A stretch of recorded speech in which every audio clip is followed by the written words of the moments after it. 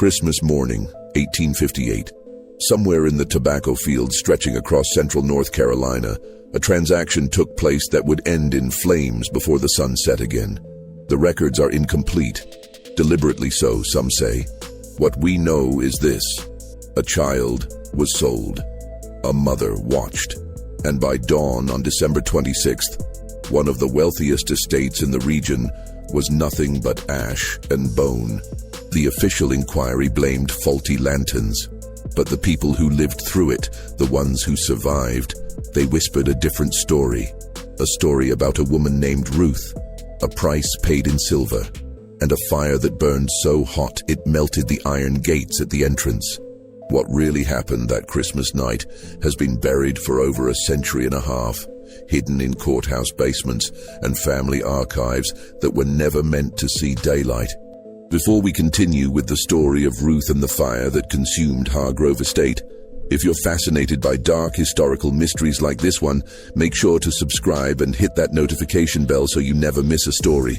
And I'd love to know. Drop a comment below telling me what state or city you're listening from. Now, let's go back to North Carolina, 1858, and uncover what really happened on that Christmas. The winter of 1858 had been unusually mild across the Piedmont region of North Carolina, where the Hargrove Estate sat on nearly 400 acres of prime tobacco land.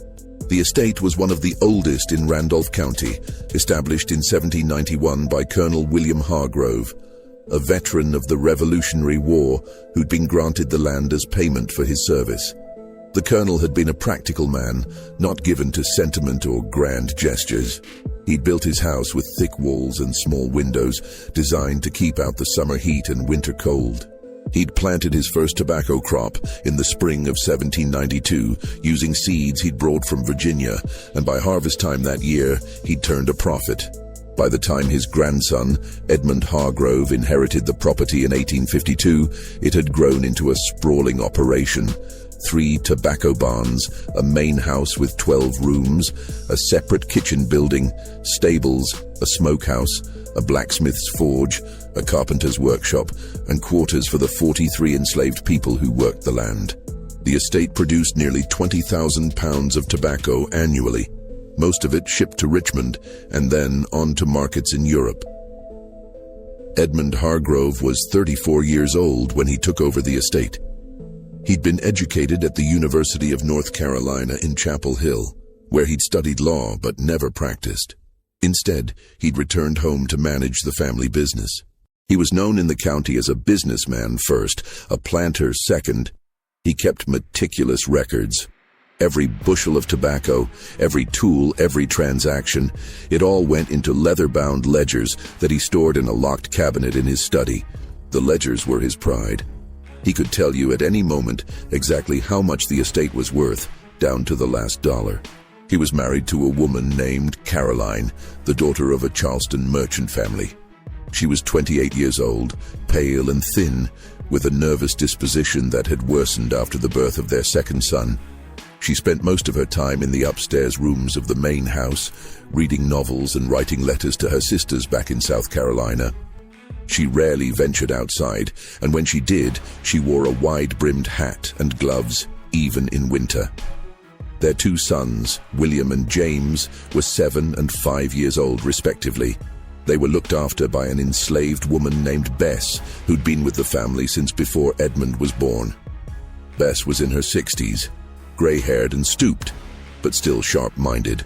She'd raised Edmund and his 2 sisters, and now she was raising his sons. She slept in a small room off the kitchen, close enough to hear if the boys woke in the night.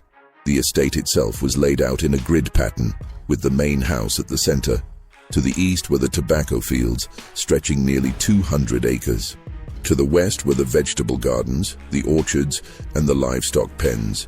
To the north were the barns and workshops, and to the south, separated from the main house by a wide dirt road, were the quarters, a row of 12 small cabins where the enslaved people lived.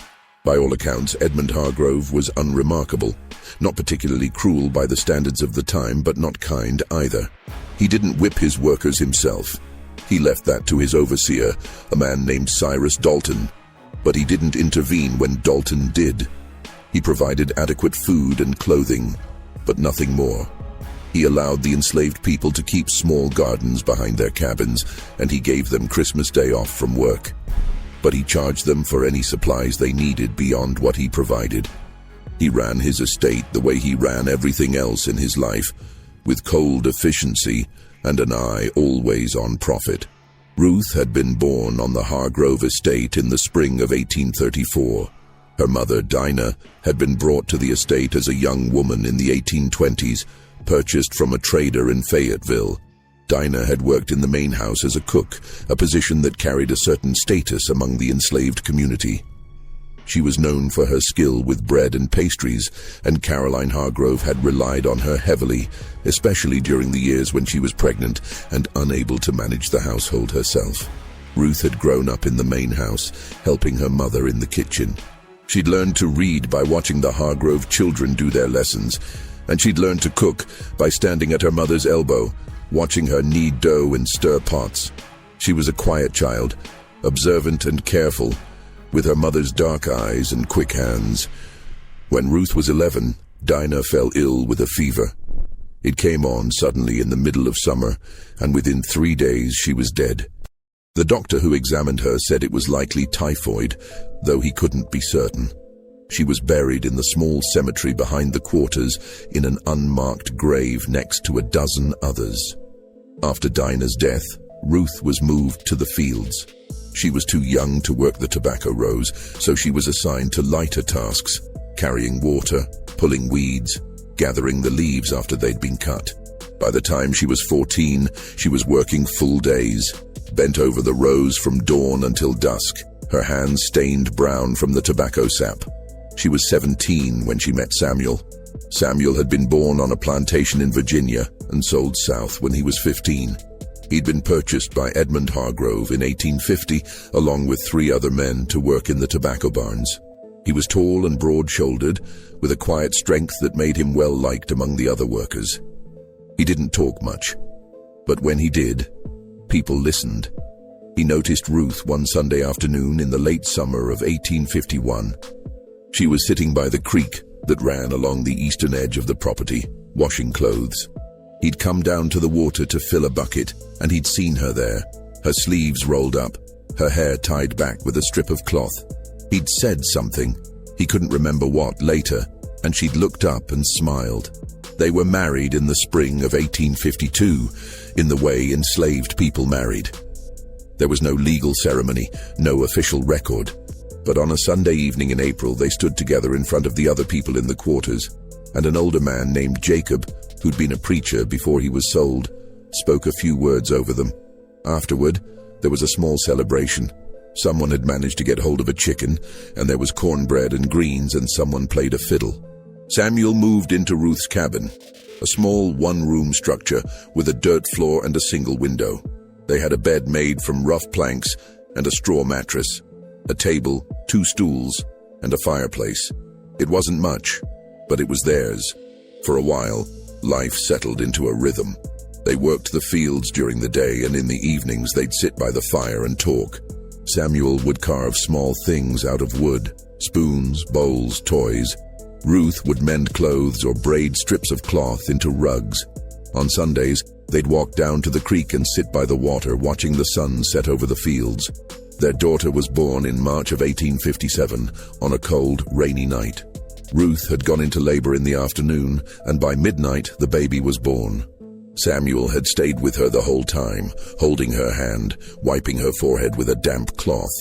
When the baby finally came, small and red-faced and wailing, he'd wrapped her in a blanket and handed her to Ruth.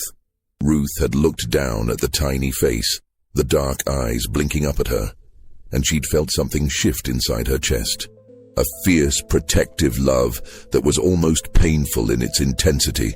She named her Lily after the flowers that grew wild near the creek. Lily was a healthy baby, bright-eyed and quick to smile.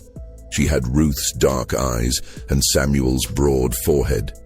By the time she was 6 months old, she was laughing and reaching for things, and by the time she was a year old, she was pulling herself up to stand, holding onto the edge of the table.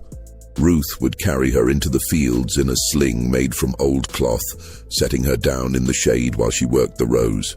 In the evenings, she'd sing to her, old songs Dinah had taught her, songs that had been passed down through generations, songs about rivers and roads and freedom. Samuel doted on the child.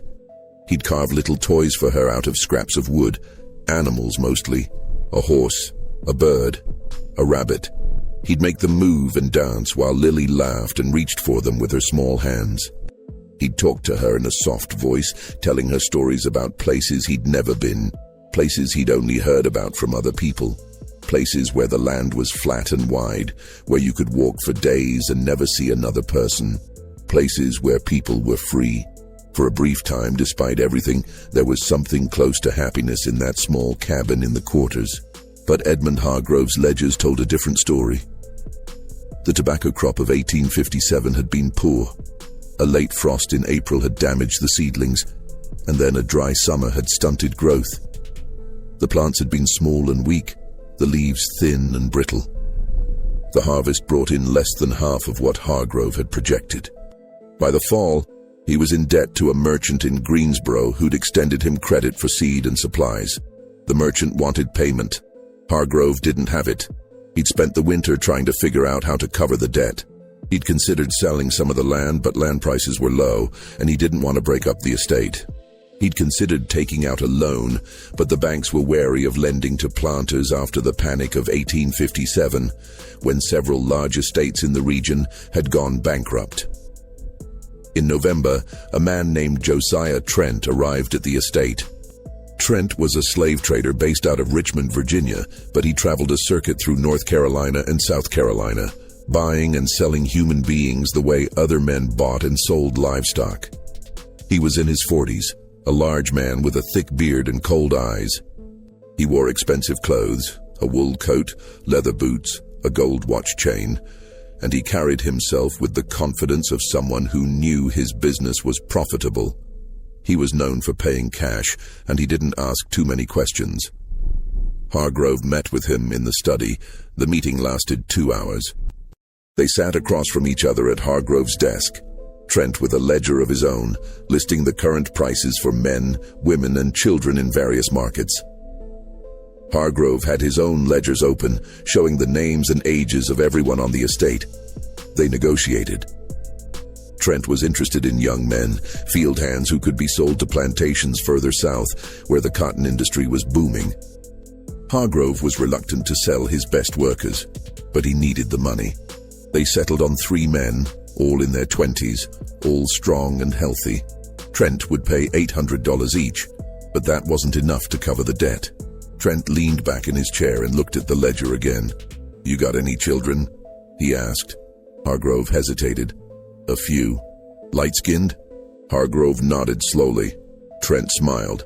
"Light-skinned children fetch a good price in Richmond, especially girls.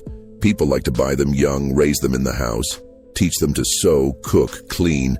They're easier to train when they're young." Hargrove didn't say anything. "I'll give you $200 for a healthy child," Trent said. $250 if she's particularly light." Hargrove looked down at his ledger. He ran his finger down the list of names until he found what he was looking for. "Lily," he said, "born March 1857, daughter of Ruth and Samuel." Trent made a note in his own ledger. "I'll take her." When Trent left, he had a list of names. 4 people, 3 men and 1 child. Ruth's name wasn't on it, but Lily's was. Christmas Day, 1858, began like most winter mornings on the estate, cold and grey, with a thin fog hanging over the fields. The temperature had dropped overnight, and there was frost on the ground, crunching underfoot. The enslaved people had been given the day off from work, as was customary. It was one of the few days of the year when they didn't have to be in the fields at dawn. Some gathered in the quarters, sharing what little food they'd managed to save or trade for. Others stayed in their cabins, trying to keep warm. Ruth woke early. Lily was fussy, teething and feverish. She'd been up half the night, crying and squirming, and Ruth had held her close, rocking her gently, singing softly. Samuel had gone to the main house before dawn. Hargrove had called for him to help move some furniture in preparation for a small gathering he was hosting that evening. He'd promised to be back by midday. Ruth sat by the fire, holding Lily in her lap. The baby was quieter now, her eyes half closed, her small fist wrapped around Ruth's finger. Ruth hummed softly, the same song her mother had sung to her when she was a child. A song about a river and a road and a place where the sun always shone. Around 10 in the morning, there was a knock on the cabin door. Ruth looked up. She knew immediately that something was wrong. No one knocked on Christmas morning. No one came to the cabins unless there was trouble. She stood slowly, still holding Lily. She crossed the small room and opened the door. It was Edmund Hargrove, and behind him, Josiah Trent. Ruth's breath caught in her throat.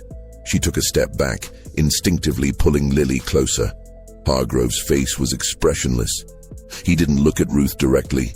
He looked past her, into the cabin as if he were inspecting it. "The child's been sold," he said. His voice was flat, businesslike. "Trent's taking her to Richmond this afternoon." Ruth's hands tightened around Lily. The baby squirmed, whimpering. "No," Ruth said. Her voice was barely a whisper. Hargrove finally looked at her. His expression didn't change. "It's done.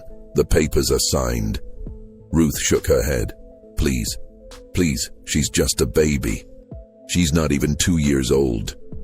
Trent stepped forward. He was a large man, broad-shouldered, with a face that showed no emotion. "Make it easy on yourself," he said. "Hand her over." Ruth backed toward the far wall of the cabin. "Please," she said again. "Please don't do this." "She'll fetch a good price in Richmond," Trent said. "Light-skinned children always do. Someone will raise her in a house, teach her to sew or cook. She'll have a better life than she'd have here." "She's my daughter." Hargrove's voice was cold. "She's my property, and I need the money." Ruth looked at him, really looked at him, at his expensive coat, his polished boots, his clean hands, at the gold watch chain hanging from his vest pocket, at the face that showed no trace of guilt or hesitation. "You're selling my baby on Christmas," she said. Her voice was shaking now. "On Christmas." Hargrove didn't respond. What happened next was over in less than a minute. Trent moved quickly, crossing the small cabin in 2 strides. He grabbed Lily from Ruth's arms, pulling her away with a practiced efficiency that suggested he'd done this many times before. The baby screamed, a high, piercing wail that cut through the cold morning air. Ruth lunged forward, trying to grab Lily back, but Hargrove caught her by the arm, holding her back. She fought, clawing at his hands, kicking, screaming, but he was stronger. He twisted her arm behind her back, forcing her to her knees. Trent was already out the door, Lily wailing in his arms. Ruth screamed. It was a sound that came from somewhere deep inside her, a sound of pure anguish. She screamed until her voice broke, until her throat was raw. Hargrove released her and stepped back. She collapsed to the floor, sobbing. He looked down at her for a moment, his expression still cold and distant. "You'll get over it," he said. Then he turned and walked out, closing the door behind him. Ruth stayed on the floor, her body shaking with sobs. She could still hear Lily crying, the sound growing fainter as Trent carried her away.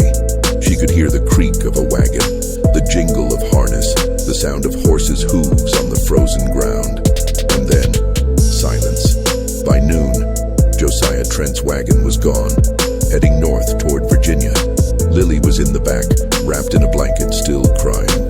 The 3 men Hargrove had sold were chained in the wagon bed, their faces blank with shock and resignation.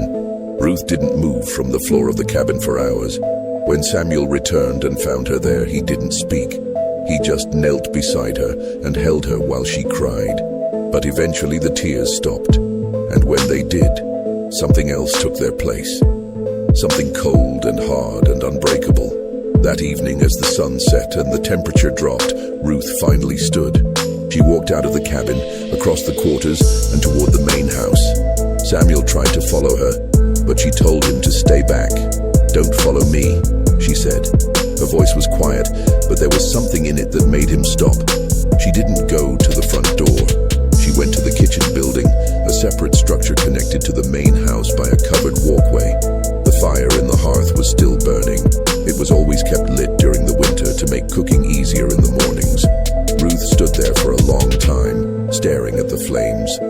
thought about Dinah, her mother, who'd worked in this kitchen for 20 years before she died.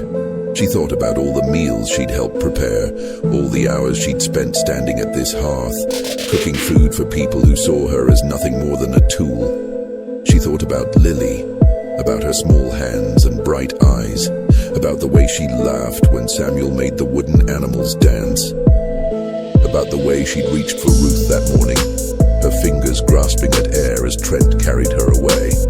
And she thought about Edmund Hargrove, about his cold eyes and his ledgers and his gold watch chain, about the way he'd said, "You'll get over it," as if losing a child was no different than losing a tool or a piece of furniture. She reached down and picked up a burning log from the hearth. The heat seared her hands, but she didn't let go. She carried it through the covered walkway and into the main house. She went to the study first, the room where Hargrove kept his ledgers, the room where he'd sat with Josiah Trent and negotiated the price of her daughter's life. She set the burning log on the desk, on top of the open ledger. The paper caught fire immediately, the flames spreading quickly across the pages. She watched for a moment, watching the names burn. All those names, all those people who'd been bought and sold, reduced to entries in a ledger. Then she turned and walked out. She went to the parlor next, where Caroline Hargrove kept her expensive furniture and her imported rugs. She set fire to the curtains, watching them go up in flames. Then the dining room, the sitting room, the hallway. By the time she reached the front door, the entire first floor was burning. She walked out into the cold night air and stood in the yard, watching the flames spread. She could hear shouting now, people running, someone screaming, but she didn't move. She just stood there, her hands blistered and bleeding, watching the house burn. The fire burned for hours, consuming not just wood and brick, but the illusion of order that men like Edmund Hargrove tried to impose on a system built on human suffering. By the time the first neighbors arrived, drawn by the glow visible for miles across the flat Piedmont landscape, there was nothing to be done. The main house was engulfed, flames shooting 30 feet into the air. The heat was so intense that people couldn't get within 50 yards of the structure. They formed a bucket line from the well anyway, more out of instinct than hope, passing water hand to hand in a futile attempt to contain the blaze. Edmund Hargrove and his family had escaped through a second-floor window on the east side of the house. Caroline had jumped first, landing badly and breaking her ankle. The two boys had been lowered down by their father, then caught by Bess, who'd been one of the first to see the flames. Hargrove had been the last out, and by the time he hit the ground, his nightshirt was singed and his face was blackened with smoke. They huddled together in the yard, wrapped in blankets someone had brought from the quarters, watching their home burn. William, the older boy, was crying. James, the younger one, just stared at the flames, his eyes wide and unblinking. Caroline was in shock, her broken ankle twisted at an unnatural angle, her face pale and sweating despite the cold. The enslaved people from the quarters had come running when they saw the fire. Some joined the bucket line. Others tried to save what they could from the outbuildings, the smokehouse, the stables, the tobacco barns. The kitchen building connected to the main house by the covered walkway caught fire around midnight and burned completely. One of the tobacco barns, downwind from the main house, caught sparks and was lost as well. By dawn on December 26th, the main house was nothing but a smoking ruin. The walls had collapsed inward, leaving only the brick chimney standing blackened and cracked. The iron gates at the entrance to the property had warped from the heat. Their decorative scrollwork melted and twisted. Ruth was found sitting on the ground near the remains of the house, her hands burned and blistered, her dress singed and torn. She didn't resist when Cyrus Dalton, the overseer, grabbed her by the arm and pulled her to her feet. She didn't say a word. Samuel tried to go to her, but Dalton shoved him back.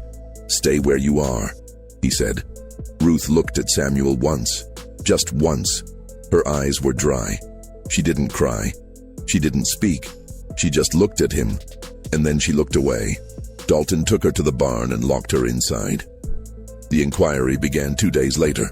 The county sheriff, a man named Thomas Garrett, came to the estate with a deputy and a clerk to take statements. He interviewed Edmund Hargrove first, then Caroline, then several of the enslaved people who'd been present when the fire started. Hargrove's account was straightforward. He'd been asleep when the fire started. He'd woken to the smell of smoke and the sound of his wife screaming. He'd gotten his family out as quickly as he could. He believed the fire had been caused by a lantern left burning in the kitchen, or perhaps a spark from the hearth. But when pressed, he admitted that Ruth had been seen near the kitchen building shortly before the fire started. And when asked why she might have been there, he hesitated. "There was an incident earlier in the day," he said finally. "A child was sold. The child's mother was upset." Sheriff Garrett made a note in his ledger. "Upset enough to set fire to your house?" Hargrove didn't answer directly. "I don't know what she was thinking, but she was the last person seen near the kitchen before the fire started." The sheriff interviewed Ruth the next day. She was still in the barn, her hands wrapped in strips of cloth that Bess had brought her. She sat on the dirt floor, her back against the wall, staring at nothing. "Did you set the fire?" Garrett asked. Ruth didn't respond.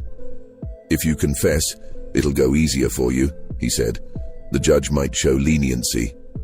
Ruth looked at him. Her eyes were empty. "What will you do to me?" she asked. Her voice was hoarse from screaming the day before. "That's up to the judge," Garrett said. "Will you hang me?" Garrett shifted uncomfortably. "That's up to the judge," he said again. Ruth looked away. "Then it doesn't matter what I say." The inquiry concluded 3 days later. The official finding was inconclusive. There was no direct evidence that Ruth had set the fire, only circumstantial evidence and suspicion. But there was also no other explanation that made sense. Edmund Hargrove, despite everything, didn't push for a trial. Some said it was because he didn't want the attention. A trial would mean newspapers, questions, scrutiny. It would mean people asking why he'd sold a baby on Christmas morning.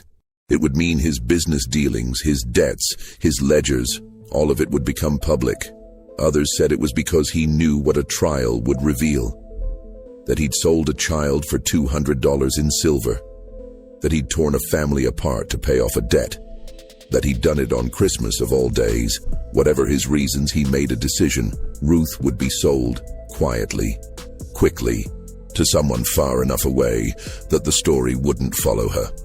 3 weeks later, a broker from Charleston arrived at the estate. His name was Marcus Finch, and he specialized in what he called difficult cases, enslaved people who'd run away or fought back or caused trouble. He paid less than market value, but he paid cash, and he didn't ask questions. He paid Edmund Hargrove $150 for Ruth, $50 less than Hargrove had gotten for Lily. Ruth was taken away on a cold morning in late January. She didn't say goodbye to Samuel. She didn't look back at the quarters, or the fields, or the ruins of the main house. She just climbed into the back of Finch's wagon and sat down, her hands still bandaged, her face expressionless. Samuel watched her go. He stood in the yard outside their cabin, his hands clenched into fists, his jaw tight. He didn't cry. He didn't speak. He just watched until the wagon disappeared down the road. That night, he went into the cabin and found the small wooden rabbit he'd carved for Lily. He held it in his hands for a long time, running his fingers over the smooth wood, remembering the way Lily had laughed when he made it hop across the table. Then he wrapped it in a piece of cloth and buried it beneath the floorboards, in the corner where Lily's cradle had been. The years that followed were hard ones for the Hargrove estate. Edmund Hargrove rebuilt, but it took time and money he didn't have. He borrowed from banks in Greensboro and Raleigh, putting up the land as collateral. He hired new workers to replace the ones he'd sold. But they were expensive, and the tobacco crops continued to be unpredictable. By 1860, the estate was barely breaking even. Hargrove had built a new house, smaller and simpler than the original, with fewer rooms and no decorative details. It was functional, nothing more. He'd also rebuilt the kitchen as a separate structure, but this time he'd had it built farther from the main house, with a stone foundation and a brick chimney that extended well above the roofline. He'd become obsessed with fire safety. Every door in the new house had a lock. Every window had shutters that could be barred from the inside. He kept buckets of water stationed at intervals around the property, and he'd had a bell installed near the main house that could be rung in case of emergency. He also kept a rifle by his bed, and he slept poorly. Caroline never fully recovered from the fire. Her ankle healed badly, leaving her with a permanent limp. But the physical injury was nothing compared to the psychological one. She'd developed a terror of fire that bordered on obsession. She refused to allow candles in the house, insisting that only oil lamps be used, and even then, only in rooms where someone was present. She wouldn't let the boys play near the hearth. She had nightmares, waking in the middle of the night screaming that she smelled smoke. By 1861, she'd stopped leaving the house entirely. She spent her days in the upstairs bedroom, reading the same books over and over, writing letters to her sisters that she never sent. She rarely spoke to Edmund, and when she did, it was only to ask about the locks on the doors or the water in the buckets. The boys grew up in the shadow of the fire. William, the older one, became quiet and withdrawn. He'd wake in the night sometimes, crying, saying he dreamed about the flames. James, the younger one, developed a stutter that he never fully outgrew. The enslaved people on the estate spoke about the fire in whispers. They didn't talk about it openly, not where Hargrove or Dalton could hear, but among themselves they told the story. About Ruth and Lily, about Christmas morning, about the way Ruth had walked into the main house with a burning log in her hands. Some said she'd been right to do it, that Hargrove had deserved to lose his house, his wealth, his sense of security, that he'd taken something from her that could never be replaced, and she'd taken something from him in return. Others said it had been a mistake, that Ruth had only made things worse for herself and for everyone else, that the fire had accomplished nothing except to bring more suffering. But everyone agreed on one thing. Ruth had made a choice. She'd decided that if she couldn't have her daughter, Edmund Hargrove wouldn't have his house. Samuel never spoke about Ruth after she was taken away. He worked in the tobacco barns the same as before, but he was quieter now. He didn't carve anymore. He didn't sing. He kept to himself, and people learned not to ask him questions. In the spring of 1861, when the war started, several of the younger men on the estate tried to run away, hoping to reach Union lines. 2 of them made it. 3 were caught and brought back. Samuel didn't try to run. He just kept working, day after day, his face expressionless, his hands moving through the familiar motions of stripping tobacco leaves and hanging them to dry. In 1863, Cyrus Dalton, the overseer, was conscripted into the Confederate Army. He was killed at Gettysburg in July of that year. Edmund Hargrove tried to manage the estate himself after that, but he was overwhelmed. The tobacco crops failed 2 years in a row. The workers, sensing that the war might bring changes, became less cooperative. Some simply stopped working, daring Hargrove to do something about it. By 1865, when the war ended, the estate was in ruins. The fields were overgrown. The barns were falling apart. The new house, only 5 years old, already looked worn and neglected. When the Emancipation Proclamation reached North Carolina, Samuel was one of the first to leave. He walked off the estate on a warm morning in May, carrying nothing but the clothes on his back and the small wooden rabbit he'd dug up from beneath the floorboards of his cabin. He walked north, following the roads toward Virginia. He didn't know where he was going. He didn't have a plan. He just knew he couldn't stay. He never found Lily. He tried.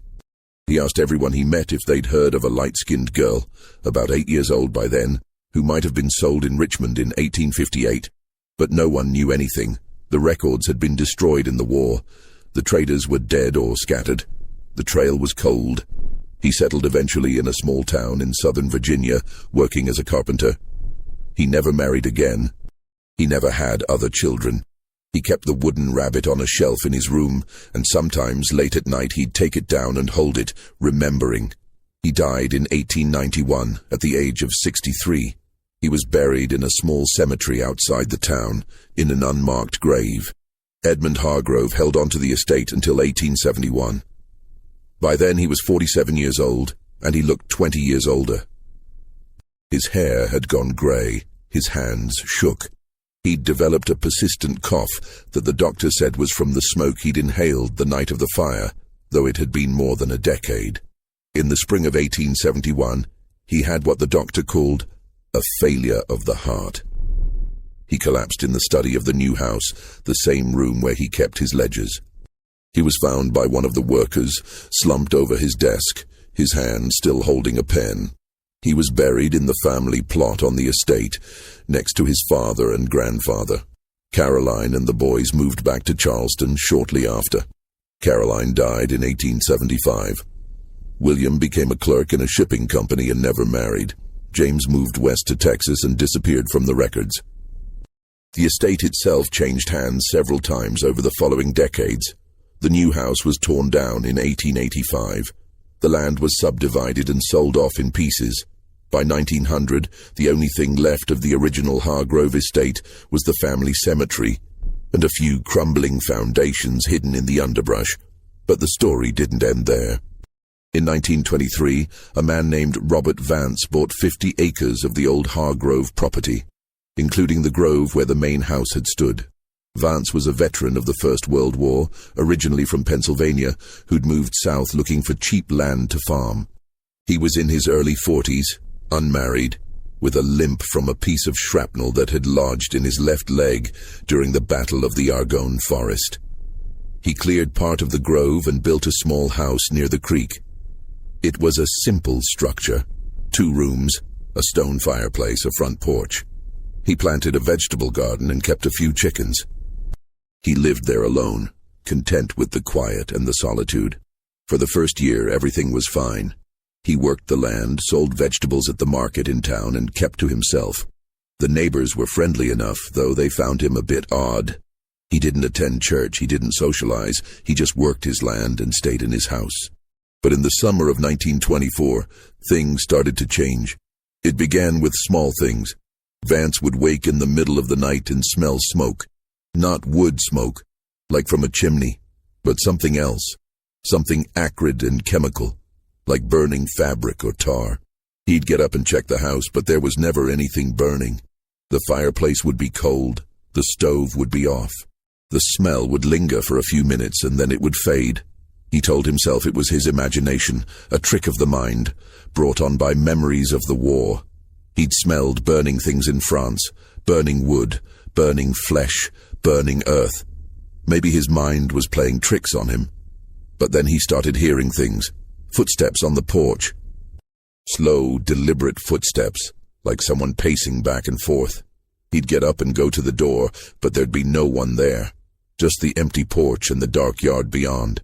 And sometimes late at night he'd hear a woman's voice, singing. It was faint, barely audible, but it was there. A low, mournful song in a language he didn't recognize.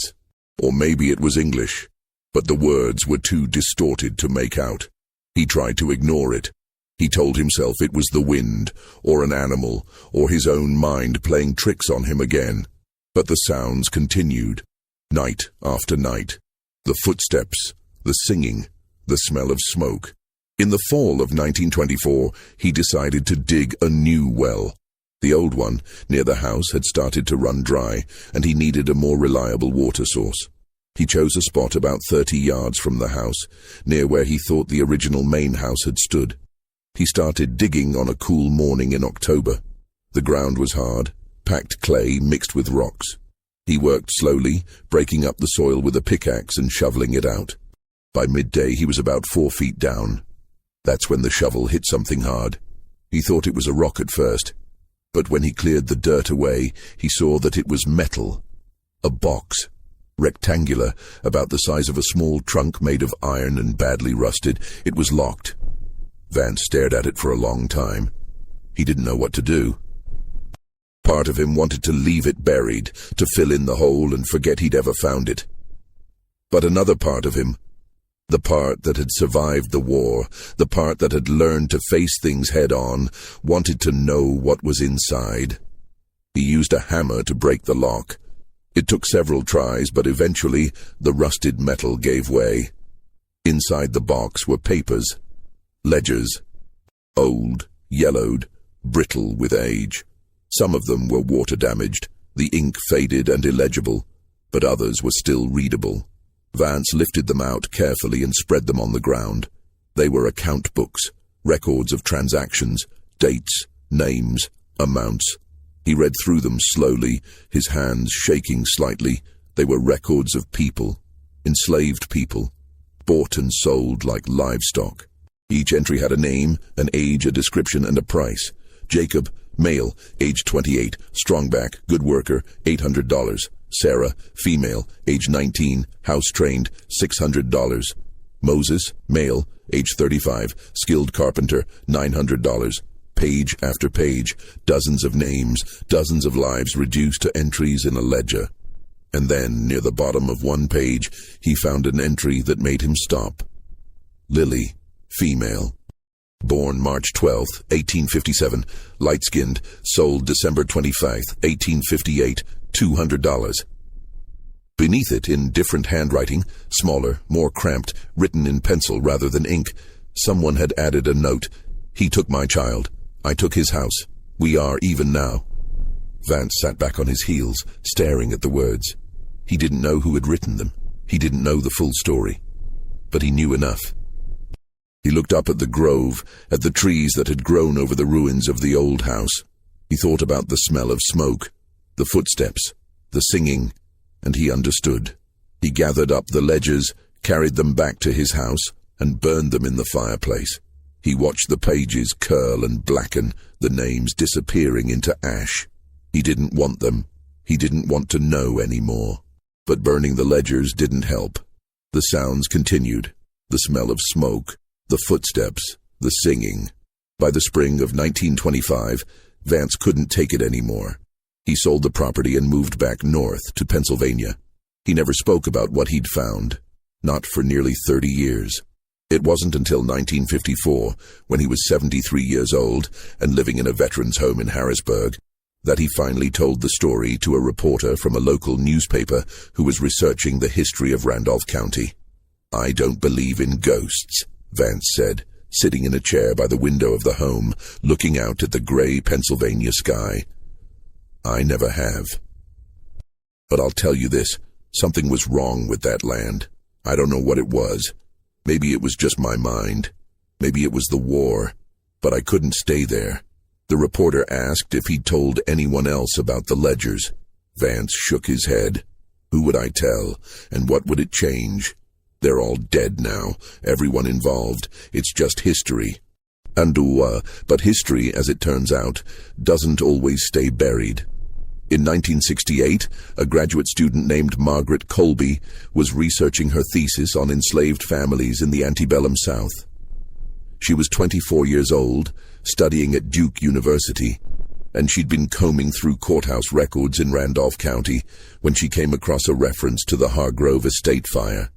It was a brief mention, just a few lines in an old inquiry report from 1859, but something about it caught her attention. A fire on Christmas night. A woman suspected of arson. A child sold that same morning. She started digging deeper.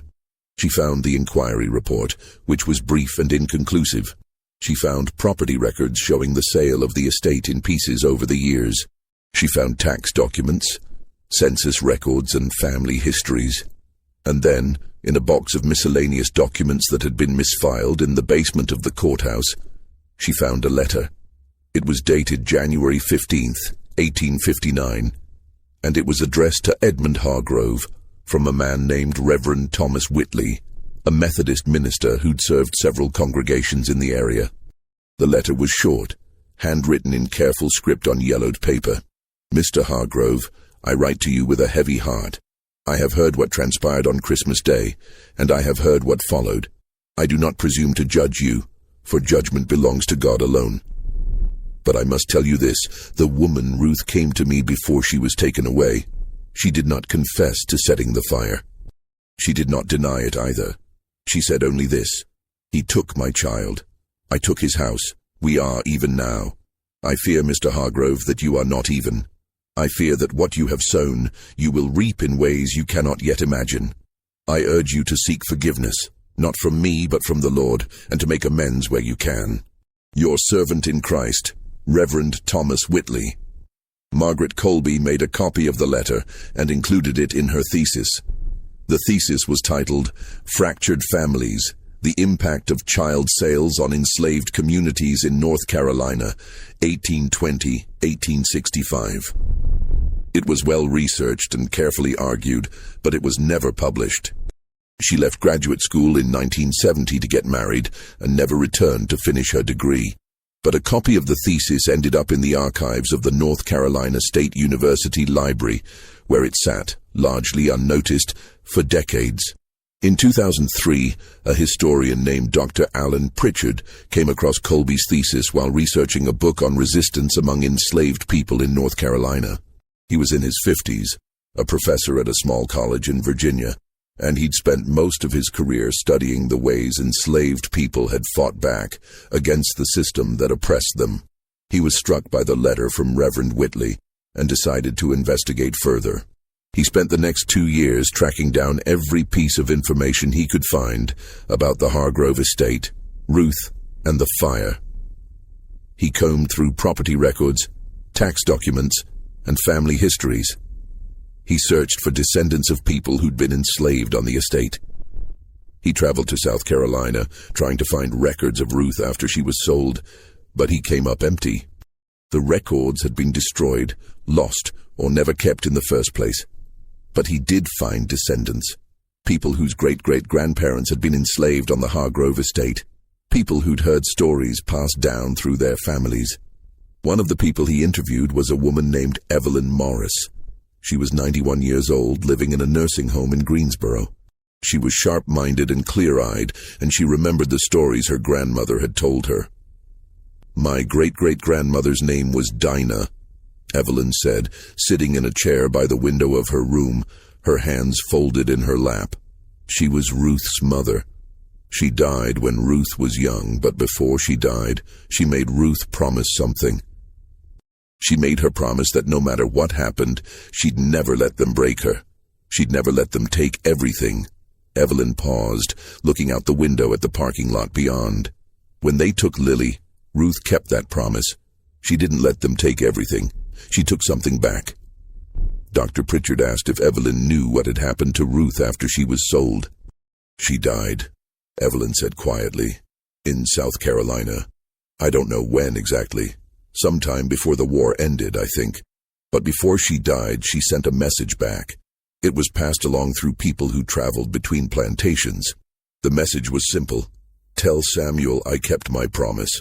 Pritchard asked what the promise was. Evelyn looked at him. The promise she made to her mother, that she'd never let them break her. Dr. Pritchard published his findings in a journal article in 2005. The article was titled "Resistance and Retribution: The Hargrove Estate Fire of 1858. It was published in the Journal of Southern History, and it received some attention in academic circles. A few other historians cited it in their own work, but it didn't reach a wider audience until 2017. In 2017, a documentary filmmaker named Jessica Huang was working on a project about untold stories of resistance during slavery. She was in her 30s, based in New York, and she'd been researching for months, looking for stories that hadn't been told before. Stories that would challenge people's assumptions about what resistance looked like. She came across Pritchard's article and reached out to him. They talked on the phone for hours. Pritchard told her everything he'd found, the letter, the interviews, the records. He told her about Evelyn Morris and the message Ruth had sent back. Jessica was fascinated. She decided to make a documentary about the story. She and Pritchard traveled to Randolph County together in the spring of 2017. They located the land where the Hargrove estate had once stood. It was now part of a larger farm, owned by a family who'd had the property for 3 generations. The current owner, a man named Dale Hutchins, was in his 60s, a tobacco farmer who'd inherited the land from his father. Jessica and Pritchard explained what they were doing, and Hutchins gave them permission to explore the property. They brought ground-penetrating radar equipment and a small team of archaeologists from the University of North Carolina. They spent 2 weeks surveying the land, mapping the locations of the old buildings, searching for anything that might have survived. What they found was remarkable. Beneath the grove of pine trees in the area where the main house had stood, they discovered the remains of the foundation. The bricks were blackened and cracked from the fire, but they were still there, buried under decades of soil and leaf litter. And beneath the foundation they found something else. A small stone-lined pit, carefully constructed, hidden beneath what would have been the floor of the study. Inside the pit were the remnants of burned ledgers, pages blackened and brittle, but still partially legible. The archaeologists carefully excavated them, using brushes and tweezers to lift the fragments. And among the pages, they found something that shouldn't have been there. A small wooden carving of a rabbit. It was about 3 inches long, carved from a single piece of wood. The details were still visible: the long ears, the rounded body, the small tail. It had been carefully made, lovingly crafted. Jessica held it in her hands, turning it over, examining it. She looked at Pritchard. "This is Samuel's carving," she said. "The one he made for Lily." Pritchard nodded slowly. "But how did it get here?" "Samuel left after the war. He took the carving with him." They looked at each other, both thinking the same thing. "Ruth," Jessica said. "Ruth must have had it. Somehow she got it back. And she buried it here, beneath the house, beneath the ledgers." The implications were staggering. Ruth hadn't just set the fire in a moment of rage. She'd planned it. She'd gone into the study, found the ledgers, the records of every person Hargrove had bought and sold, and she'd burned them. Not just to destroy the house, but to destroy the documentation, to erase, as much as she could, the transactions that had torn families apart. And she'd left the carving there, hidden beneath the floor, as a marker. A message. Dr. Pritchard, reviewing the findings later, offered his interpretation in an interview for the documentary. Ruth knew she couldn't save Lily. She knew she couldn't undo what had been done, but she could make sure that Hargrove's records, his meticulous documentation of human suffering, didn't survive. She could take that away from him. And she did. The carving was her way of saying, "This is for Lily. This is for all of us. You can't erase us. We were here. We mattered." Jessica Huang's documentary, titled The Fire That Ruth Set, premiered at the Tribeca Film Festival in 2018. It won the award for Best Documentary Feature and was eventually picked up by a major streaming service, where it reached millions of viewers. The documentary sparked intense debates. Some saw Ruth as a hero, a woman who'd fought back against an impossible system in the only way she could. Others argued that the fire had been an act of desperation, not resistance, and that romanticizing it ignored the complexity of her situation and the danger she'd put others in. Historians debated the evidence. Some questioned whether Ruth had really planned the fire or whether the carving had ended up in the pit by accident. Others pointed out that the message written in the ledger, "He took my child. I took his house. We are even now," was clear evidence of intent. But everyone agreed on one thing: Ruth had made a choice. On Christmas night, 1858, she decided that if she couldn't have her daughter, Edmund Hargrove wouldn't have his house, his records, or his sense of security. She'd taken something back. The land where the Hargrove estate once stood is quiet now. The pine grove remains, though some of the trees have been cleared over the years to make room for new growth. The foundations of the old buildings are still there, hidden beneath the soil, slowly being reclaimed by the earth. In 2019, the County Historical Society installed a small marker near the road. It's made of granite, about 3 feet tall, with a bronze plaque that reads, "Site of the Hargrove Estate, established 1791. Destroyed by fire, December 25th, 1858, a place of labor, loss, and resistance. In memory of Ruth, Lily, Samuel, and all those whose names were lost." Dale Hutchins, the current owner of the land, has said he doesn't mind visitors as long as they're respectful. Some people come to see the site. Some leave flowers near the marker. A few have left small wooden carvings, rabbits, birds, horses, in memory of Lily and the other children who were taken from their families. The wooden rabbit that was found beneath the foundation is now in the collection of the North Carolina Museum of History in Raleigh. It's displayed in a glass case, along with fragments of the burned ledgers and a copy of the letter from Reverend Whitley. The exhibit is titled Resistance and Remembrance, the Hargrove Estate Fire. Ruth's final resting place is unknown. Despite extensive research, no records of her death have been found. There's no grave marker, no documentation of what happened to her after she was sold to South Carolina in 1859. Some researchers believe she may have died during the war when record-keeping broke down across the South. Others think she may have survived and taken a new name, disappearing into the chaos of Reconstruction. But her story, once buried in courthouse basements and family memories, is now part of the historical record. Lily's fate remains a mystery. Josiah Trent's records were destroyed in a warehouse fire in Richmond in 1862, and there's no way to trace what happened to her after she left Randolph County on Christmas Day, 1858. Some descendants of enslaved families in the region have done DNA testing, hoping to find connections. But so far, nothing conclusive has emerged. There are theories. Some researchers believe Lily may have been sold to a family in Richmond and raised as a house servant. Others think she may have been resold further south to Georgia or Alabama. A few believe she may have died young, a victim of disease or neglect, her death never recorded. The truth is, we'll probably never know.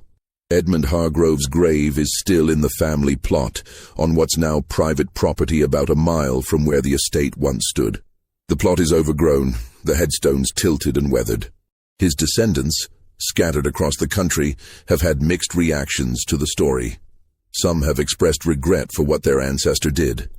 A few have reached out to historical societies and museums, offering family documents and photographs. Others have remained silent, unwilling to engage with a past they find shameful. In 2020, a descendant of Edmund Hargrove, a woman named Patricia Hargrove Chen, living in California, wrote an op-ed for a major newspaper. In it, she acknowledged what her ancestor had done and expressed her support for reparations and historical accountability. "I can't undo what Edmund Hargrove did," she wrote. "I can't bring back Lily or Ruth or any of the people he bought and sold. But I can acknowledge the truth. I can say that what he did was wrong, and I can support efforts to make amends in whatever small way possible." The op-ed sparked more debate. Some praised her for speaking out. Others criticized her, saying that acknowledgement without action was meaningless. But the conversation continued, and that perhaps is the most important thing. The fire that Ruth set burned for hours on that Christmas night in 1858, consuming not just wood and brick, but the illusion of order that men like Edmund Hargrove tried to impose on a system built on human suffering. It didn't end slavery. It didn't bring Lily back. It didn't even destroy all of Hargrove's records. Some survived, hidden in that iron box beneath the ground. But it left a mark. A scar on the land and on history that refuses to fade. In the years since the documentary was released, the story of Ruth and the Hargrove estate fire has become part of the broader conversation about slavery, resistance, and memory. It's been taught in classrooms. It's been discussed in book clubs. It's been the subject of academic papers and public lectures. And every year on Christmas Day, a small group of people gather at the marker near the road. They're descendants of enslaved families from the region, historians, activists, and others who've been moved by the story. They hold a brief ceremony, a few words, a song, a moment of silence.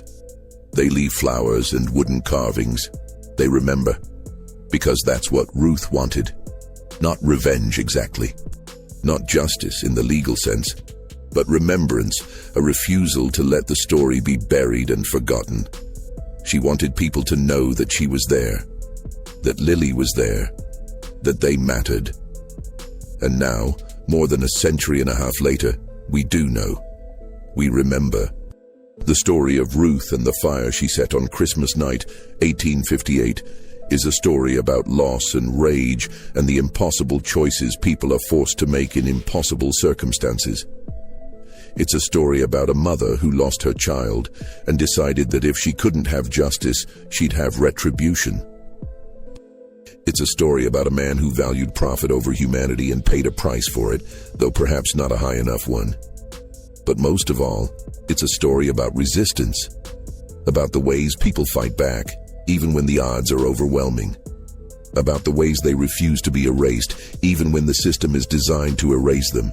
Ruth couldn't save Lily. She couldn't free herself. She couldn't change the system that had enslaved her, but she could light a fire. And she did. And that fire, in its own way, is still burning. What do you think of this story? Do you believe Ruth's act was justice, or simply tragedy compounding tragedy? Was she a hero who fought back against an evil system, or a desperate woman who made a terrible choice? Leave your comment below. I'd love to hear your thoughts. If you enjoyed this tale and want more dark historical mysteries like this, make sure to subscribe, hit that notification bell, and share this video with someone who loves untold stories. There are so many more buried in the past waiting to be uncovered. See you in the next video.